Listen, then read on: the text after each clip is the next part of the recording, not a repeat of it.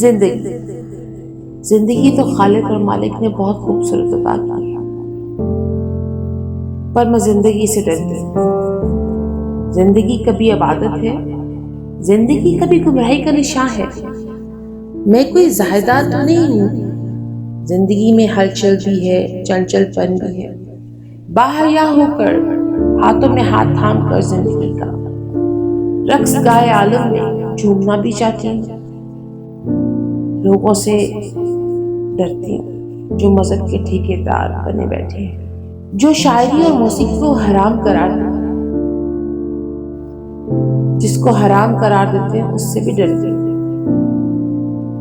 जिंदगी बदन का रक्स है, धड़कनों का साज है, साज से उनको नफरत है। रक्स रूह से उन्हें नफरत है, शायरी से उन्हें नफरत है। जिन जिन से उनको नफरत है उन तमाम बातों से डरती हूँ। पर मैं जिंदगी को अपने ही हाथों में खूबसूरती से थाम कर चलना चाहती हूँ। ये खौफ है यारा नफरतों का, जिंदगी से कौन डरता है, बस ये लोग हैं जो डरा छोड़ते हैं। खालिक और मालिक ने तो जिंदगी कमाल दी,